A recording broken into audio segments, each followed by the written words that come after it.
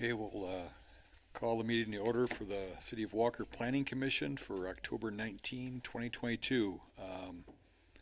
First item on the agenda is review the meeting minutes. Any comments, questions, or action proposed as far as approving the minutes for that meeting? A motion to approve. Motion by Scott. Support. Supported by Pat to approve the minutes as submitted. All those in favor indicate by saying aye. Aye. Aye. Those opposed, same sign. Motion carried. Item number 3 is general public comment. If there's someone here that's has something of a general nature, we've got one item on the agenda, but if you have comments about anything else, there's an opportunity to step forward. Okay, being none, we'll move to the one and only agenda item. This is a public hearing for a final area site plan for a distribution center from 4 Mile Road, and turn it over to Frank Wash, Community Development Director. All right. Well, good evening, everyone. Public hearing tonight for this final area site plan, and the public hearing has been noticed appropriately, so we're all set for that. I put the PASP as approved on the screen, and what we're looking at tonight is a development on Lot 2, so it's in the southwestern corner of the site. 4 Mile Road's to the north, and Northridge Drive is the curved road in the middle. So this is a project that's come in for final area site plan review before the rezoning has been officially approved by the City Commission. And we'll typically do this, particularly this time of year. People are trying to keep projects going for as long as they can.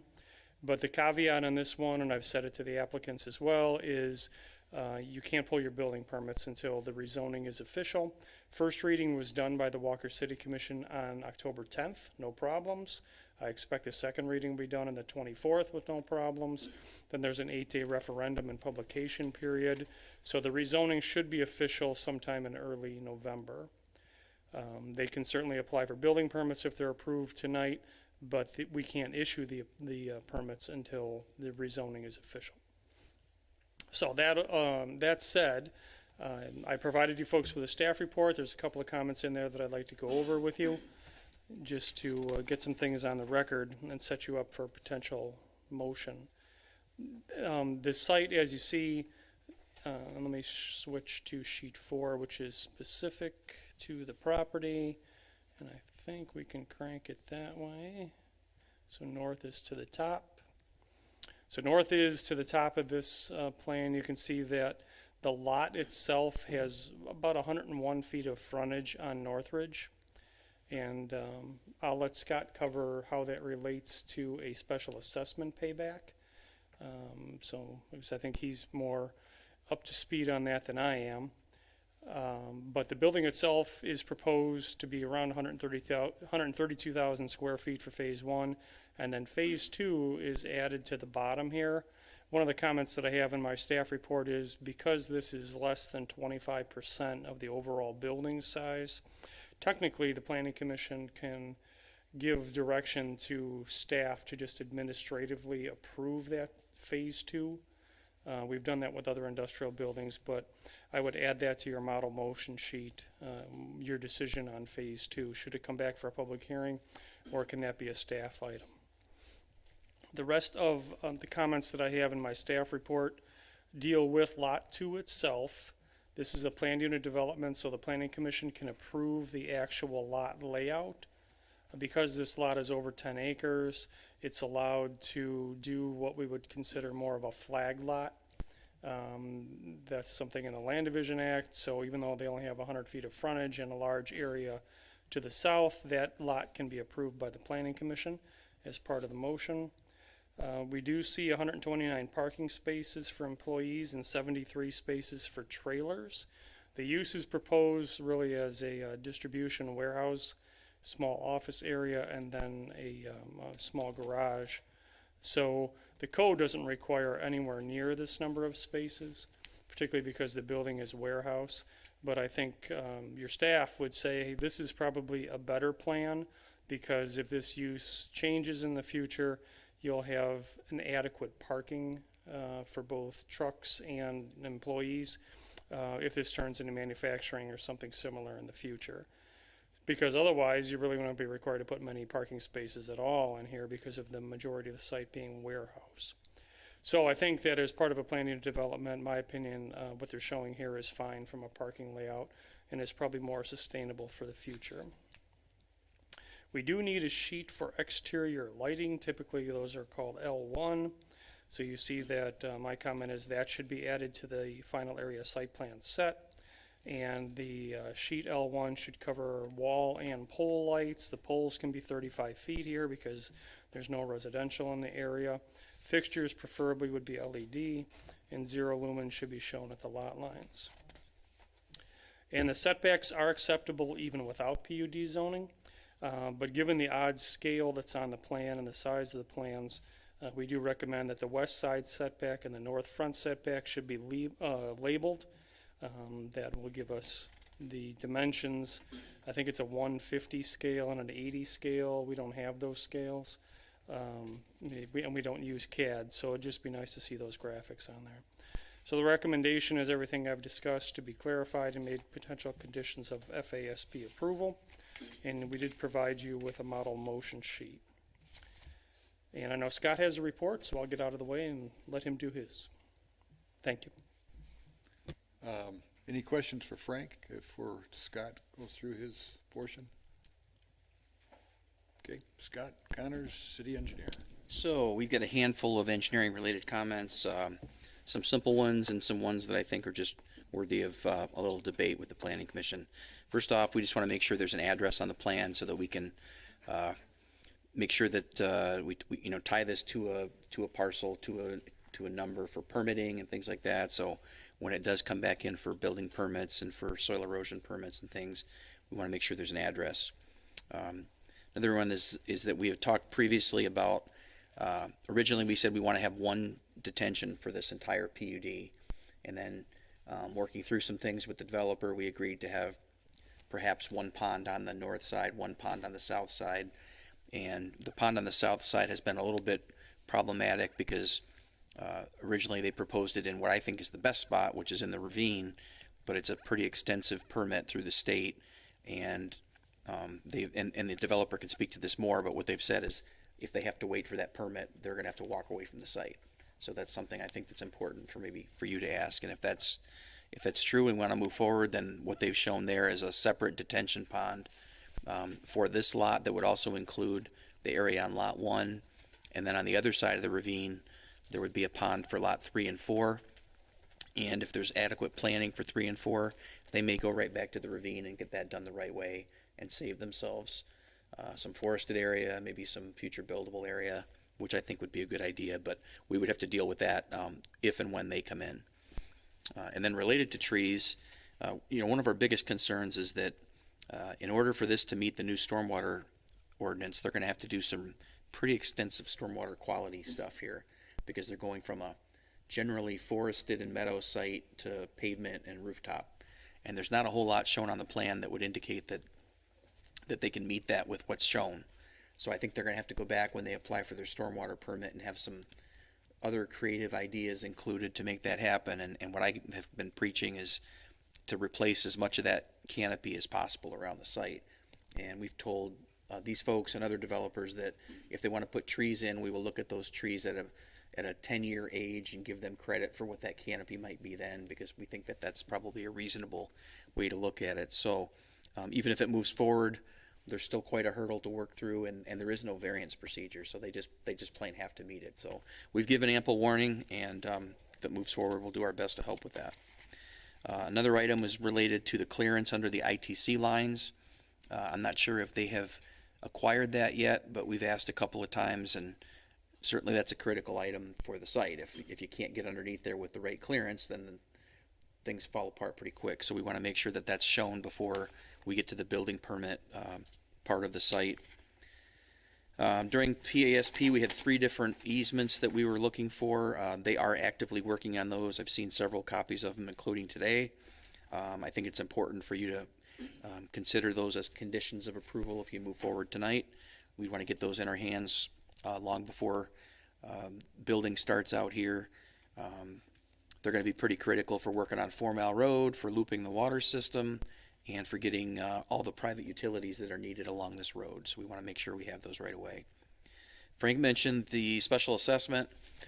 So essentially, as soon as any part of this orchard turns from orchard to potential development, the special assessment comes due on the whole thing. And we've talked quite a few times with the owner, and most recently we had a meeting that the mayor's office and the manager's office were both in attendance along with me, and they're gonna come to the city commission and propose something that would split the area into 3 parts. And I have every reason to believe that that probably will be successful and reasonable, and so that'll be something that, as long as you condition that be addressed, I think the city commission will determine in what fashion, and we want to make sure that happens, again, before they get rolling with permits and things. And then the last one here, you see this from us more and more whenever there's water being captured with these valley gutters. We want to make sure that that valley gutter is not just 3 inches, but it's 6 inches, so that you don't have, maybe you say to build at 6 and they build at 4. And what we've seen in the past is people would say they build at 3 and it was 1 or 2. And so pretty quickly water is just spilling right off, if you get a handful of leaves on one of those covers. So it's important for us to make sure that in the record here we've said that in those critical areas along the south parking lot and the east parking lot, that those gutters be 6 inches along the catch basins. So that is it for engineering. Okay, any questions for Scott?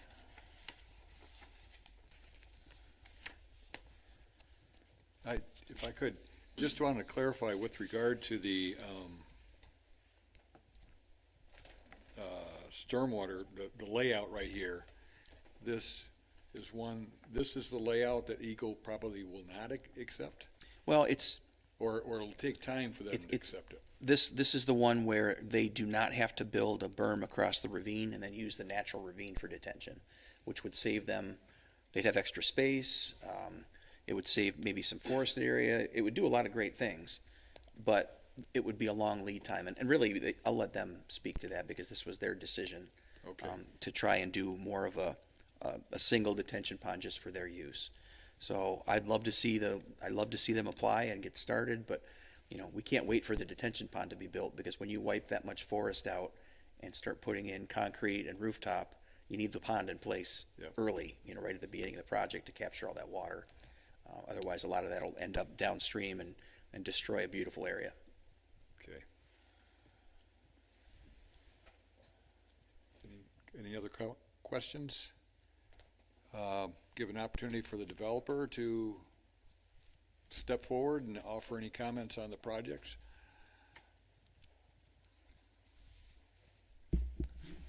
Mike Kolarvik with ECEK, GRR 3.0 LLC. Quite a mouthful there. So we are as Frank mentioned, we are the developer of lot number 2. We've also been working with the current property owner for the overall PUD to help fit our lot in. We did try to go to other lots as well before we settled here, but based on some of the other properties are potentially under contract, so we were, as far as the land that we needed, this was really the only spot that we could fit what we needed once they decided the property on the north side of the drive is spoken for. I appreciate Scott's comments, and absolutely we'll put as many trees as possible and to be in compliance with the stormwater ordinance. The ravine, we did look at that as far as trying to store that water in the ravine, and we had an initial contact. We also had GEI do a full wetland delineation to try and use that area, not just the disturbance of the berm that Scott had mentioned, but because that would be periodically flooding, so that's still considered an impact to the wetlands, because it will retain water most of the time. So that process could be from 9 months to 24 months, depending on what they see once they get out there, their workload, everything else, and it just doesn't work. But we did reserve that as the other lots, the lot 5 across the road, lot 1, which is, I believe, to be the same owner in the other 2 lots, 2 and 3, those will all be, well, not lot 1, but those will all be designed to use that ravine. The intention of the property owner is to go ahead and try and, since they'll have more time, those other lots aren't planning on being developed anytime soon, I don't think, or within that time frame. So they'll go ahead and try and utilize that, try and permit that area and utilize it for the stormwater storage. So you're on board with what Scott Yes. has Yep, has yep. described? Yep, in the ITC, we did get, I think it was on the 14th, notification that they did approve our plan, and they're waiting to send us the revised plan for signature. So we do have some clearance on that as well. We just haven't received the final document, but she let us know on that item. Okay. Yeah, but we understand that actually where your comments are and what we need to do to go from here. Yeah, Clearance, do you mean clearance approval or clearance vertical clearance? both. Okay, good. Sorry. Yes, there is the necessary physical clearance, so we have the go ahead to access the property underneath those lines. And really where we go, it's just the 2 driveways that go under there, so it'll be minimum. Obviously, equipment will be passing under there, but, we're not raising that area in any way. Actually, it's a cut in one of the areas, so, a small cut. So we're not raising that area. Okay. Before we open the public hearing, any questions you want to ask of the developer? Okay. If we could have a motion to open the public hearing. Motion to open the public hearing. Second. Motion by Steve, supported by Scott to open the public hearing. All those in favor indicate by saying aye. Aye. Those opposed, same sign. Motion carried. Any public comment? Okay. Motion to close the public hearing. Second. Motion by Steve, supported by Scott to close the public hearing. All those in favor indicate by saying aye. Aye. Those opposed, same sign. Motion carried.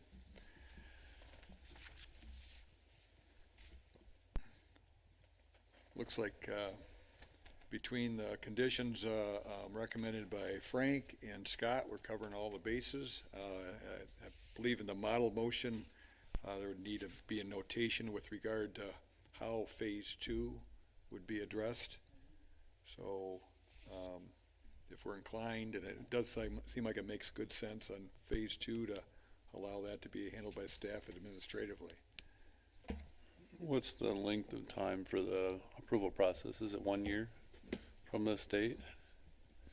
The site plan, in order to keep the current approval, they would have to be under construction for 1 year. And then after that, I think there's a 2-year window in there when staff can do the administrative approval for a 25% add. You may want to say that, just to clarify for staff to be able to follow up. Yeah, that's kind of what I was thinking, is it would be good to have something in there so that Yeah. it's clear when that would kind of trigger. Yeah. And then after the 2 years, if nothing had happened, then we would want it to come back. I think that's fair. That's just me throwing something in there. I don't know what everyone else thinks, but So you're saying 2 years to start phase 2? if they didn't do it within 2 years, then we would want to have that come back. 2 years from approval or 2 years from the construction of phase 1? I'm not particular on that. I'm just, in general, thinking it's a smart idea to come back after some length of time, where it would be built in the event that it's not being done the same way, or there's a different tenant, or there's just a whole bunch of different things that could come about, that if there's some sort of time frame put on it, that helps Frank and crew to say, okay, we're good now, or nope, that deadline is hit. It's fair to him to have some sort of direction. Yeah. So 2 years from completion or Completion of phase 1. certificate of occupancy. Any other comments, questions? Someone offering a motion? I can. All right, I will make a motion for case 22-031 to approve the final area site plan for BTS distribution on proposed lot number 2 of the Northridge West IPUD, subject to the following conditions and based on the findings of fact noted below. Conditions of final area site plan approval. The applicant agrees to all conditions noted in the city engineer's letter dated 10/12/22. The proposed lot number 2 frontage area dimensions and building setbacks are approved. The west side setback and north front setback must be graphically shown on sheet C2. Wall signage area cannot exceed 600 square feet. Wall signage area can be distributed on north and south walls. The on-site parking and loading numbers are approved as shown on the FASP. Sheet L1 must be added to the FASP plan set. Sheet L1 must detail all proposed exterior lighting fixtures, wall and pole. Poles can be 35 feet tall. All fixtures must be LED. 0 lumens must be shown at all lot lines. 3 hard copy sets plus all plan sheets and PDF must be delivered to the CDD prior to the issuance of building permits.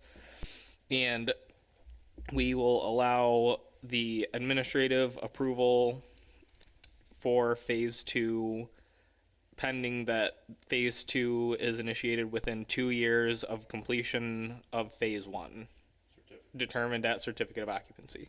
Yes. Okay. Findings of fact per section 94-213. Noise, odor, light, or other external effects, including traffic stacking and traffic congestion from BTS distribution project, will not adversely affect adjacent Northridge West IPUD lots or uses. The location of the proposed BTS distribution project, layout of the site plans, and the project's relation to public and private streets and service drives giving access to it will be such that traffic to, from, and within the site and assembly of persons in connection with therewith will not be hazardous, detrimental, or inconvenient to the Northridge West IPUD, the public, or the surrounding areas. In applying the standard, the Planning Commission has considered convenient routes for pedestrian traffic, the relationship of the proposed Northridge project to Northridge Drive and Street Service Drive intersections, and the general character and intensity of the existing and potential development of the Northridge West IPUD and the surrounding area. The BTS project would not impede the normal and orderly development and improvement of the Northridge West IPUD and surrounding property for uses permitted in applicable zoning districts. The affected public services and facilities, including public streets such as Northridge Drive, Fruitridge Avenue, and 4 Mile Road, and private service drives in the Northridge West IPUD, would be capable of accommodating increased services and facility loads caused by the proposed BTS distribution project. The BTS distribution FASP, as submitted, remains in substantial compliance with the previously approved Northridge West IPUD PASP.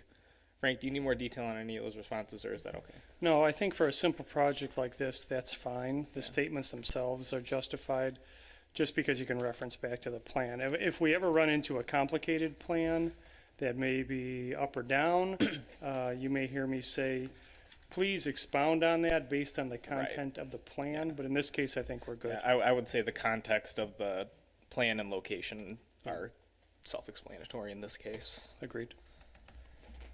Okay. Do we need to put anything in there about conditions of the city commission approving? That's not really in this, so you mentioned it, but I didn't know if we wanted to. Yeah, I think it's kind of touched on in Scott's report, but do you guys want a separate notation of that? I think the bigger challenge is going to be some of the conditions that are engineering related. But If you want to add one, just to say that, you know, what do you want to call it? The outstanding special assessment payback must be resolved with the city commission. Pending resolution of the SAD, thank you, SAD payback at the city commission level. Okay, we have a motion. Is there support? Support. Okay, motion by Steve, supported by Scott to conditionally approve the proposed final area site plan. All those in favor indicate by saying aye. Aye. Aye. Those opposed, same sign. Motion carried. Thank you very much. Kept saying SUD. I've had that in my head for the past couple months. Who supported that by chance? Scott. Scott did. All right. Thank you. Yep, you're welcome. Any other business? Anything from the commissioners, or I'll throw a couple items out there for you. All right, let's see. We continue with interviews. We're at second interview on Friday for potentially one of your applicants for planning director, so we'll keep you apprised on that process. And we will have 2 planning commission meetings in November. The first one on November 2nd, you'll look at a U-Haul final area site plan in the Avistar Park development. And then a movie studio called Black Pigeon, which is proposed to co-locate or lease space in what I call the red and black building on 3 Mile, which is across the street from, I forget the name. What's that? Camp's Pallets? Nope, it's next to the overpass for the railroad on 3 Mile. There's that red, black, and gray and white building that was approved a couple of years ago. Yeah, so it's in front of like the Yeah, south side of 3 Mile. by the Royal Vista, just before that, right? There you go. Camps, there you go. Camps is on the other side. That's what he said, across the street from Camp's. Kind Kind of arcade or something in there, and got quite a bit of pushback. yeah. Yeah, Condos. I remember that. Well, this is a special land use for a movie studio in an industrial district. And this is an outcome to the failed and infamous Studio 42 or whatever that was in Avistar Park years ago. You may not even remember it. It was a whole thing back then, but we added movie studios as a special land use because of that use. And so we'll see what kind of public comments you get.